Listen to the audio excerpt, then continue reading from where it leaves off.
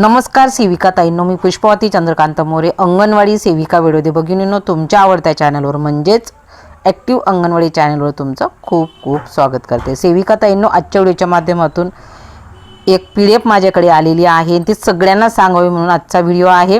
तर फक्त ती PDF काय आहे हे समजून घ्या। तर त्याच्या पहिले आपल्याला 18/3/2026 रोजीचं लेटर आहे। त्याच्यानंतर जर आपण पाहिलं तर ह्या स्पर्श बघा कार्यालयाचे SN स्पर्श कार्यपद्धतीने आपल्याला ते पैसे आलेले आहेत। आता ते कोणते कशाचे तर तेच मी तुम्हाला आजच्या व्हिडिओच्या माध्यमातून सांगते। आपल्या सगळ्यांना माहिती आहे की आपण कम्युनिटी बेस म्हणजेच आपण CBE कार्यक्रम घेत असतो। तर ते CBE कार्यक्रमाचे पैसे सध्या मार्च एंड पर्यंत आपल्या सगळ्यांच्या खात्यामध्ये पडून जातील। त्या कशा पद्धतीने आहेत ते आपल्याला आता बघून घ्यायचे। तर आपल्याला आता नवीन प्रणालीनुसार थेट पैसा आपल्या अकाउंटमध्ये जमा होणार आहे। काही ठिकाणी 3000 रुपये CBEचे आणि काही 500 रुपये मोबाईल रिचार्ज अशा पद्धतीने पैसे अकाउंटला आलेत। मला देखील तेवढेच आलेले आहेत, परंतु इथं या PDF मध्ये जो शासनाचा आदेश आहे त्या आदेशामध्ये काय आहे तर हे आपल्याला बघून घ्यायचं आहे।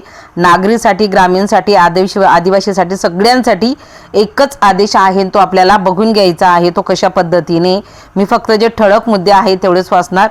तर आपण जे 5 CBE म्हणजे 5 जे आपले कार्यक्रम असतात त्यापैकी आपण दर महिन्याला 2 कार्यक्रम जे घेतो, ज्यांनी पूर्ण कार्यक्रम घेतलेले आहेत त्यांना परिपूर्ण पैसे येतील, परंतु कशा पद्धतीने पैसे ते येणार आहेत तर तेवढंच आपल्याला बघून घ्यायचंय। व्हिडिओ खूप मोठा होतो, तुम्हाला शॉर्टकटमध्ये सांगण्याचा मी प्रयत्न करत असते। तर बघा ताईंनो, माझ्याकडे जी PDF आली, माझ्या एका ताईने मला शंका विचारली की ताई कशा पद्धतीने, तर तेच मी तुम्हाला आजच्या व्हिडिओच्या माध्यमातून सांगणार। समजा आता तुमचं नागरीमध्ये असाल, ग्रामीणमध्ये असणार किंवा आदिवासीमध्ये असणार, तरी प्रत्येक ठिकाणी एकच जो निकष आहे तो लावलेला आहे। तो कशा पद्धतीने तर बघा इथं स्क्रीनवर आहे, तुम्ही बघू शकता की कार्यरत। आता बघा हे नागरी असतील, त्याच्यानंतर जर आपण खाली पाहिलं तर ग्रामीण आणि आदिवासी। तर आपला फक्त एकच गोष्ट आपल्याला फोकस करायची, ती म्हणजे बघा हे पैसे आपल्याला कुठून येत, पोषण ट्रॅकरवरील नोंदणीनुसार।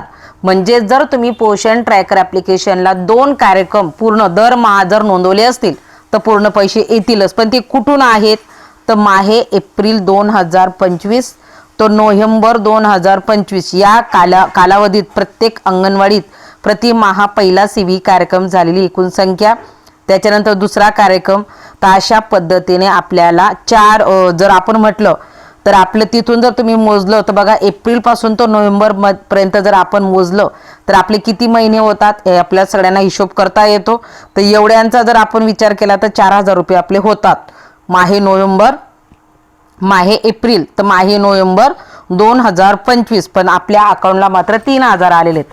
मग ते 1000 नंतर येतील का आता ती मला काहीच क्लिअर नाही, परंतु शासनाचा आदेश सांगत आहे की आपल्याला आपले 8 महिने आहेत, एप्रिल पासून तर नोव्हेंबर पर्यंत आपले 8 महिने होतात। तर 8 महिन्याचा जर आपण विचार केला तर आपल्याला 4000 रुपये हे CBE कार्यक्रमाचे यायला पाहिजेत। आणि हा JR मध्ये तसंच नमूद केलेला आहे।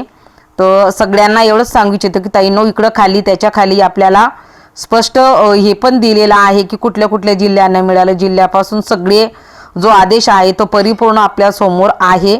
आणि तो कुठल्या पद्धतीने आपल्याला आता जी नवीन प्रणालीचं आपलं रजिस्ट्रेशन झालेलं आहे, तर आता आपलं केंद्राचं मानधन देखील ताईंनो, जर तुमचं स्पर्श प्रणालीनुसार जर तुम्ही तुमचे डॉक्युमेंट्स पूर्ण असून तुमचं रजिस्ट्रेशन झालं असेल तर केंद्राचं मानधन आता कोणाचंच थांबणार नाही, एवढं क्लिअर झालं।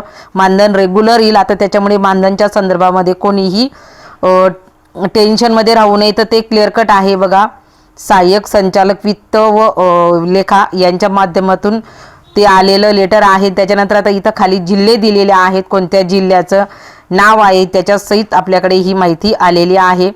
अशा पद्धतीने जिल्ह्यांच्या नावानुसार तुमचं शहर असेल, नागरी असेल, आदिवासी असेल, तर अशा पद्धतीने सगळ्या प्रकारची जी पूर्ण PDF इथं उपलब्ध आहे। आणि या PDFच्या माध्यमातून आपण जर पाहिलं तर प्रत्येक तालुक्यामध्ये किंवा प्रत्येक जिल्ह्याला कशी रक्कम आलेली आहे तर ती क्लिअर कट इथं दिलेली आहे। परंतु आपण आपले कार्यक्रम कशा पद्धतीने भरलेले आहेत हे देखील बघणं खूप महत्त्वाचं आहे। त्याच्यामुळे आपण पोषण ट्रॅकर ॲप्लिकेशनवर काम करत असताना आपला जो प्रोत्साहन भत्ता आहे त्यासोबतच आपला CBE कार्यक्रम आहे तर हे आपण आवर्जून व्यवस्थित भरणं खूप महत्त्वाचं आहे।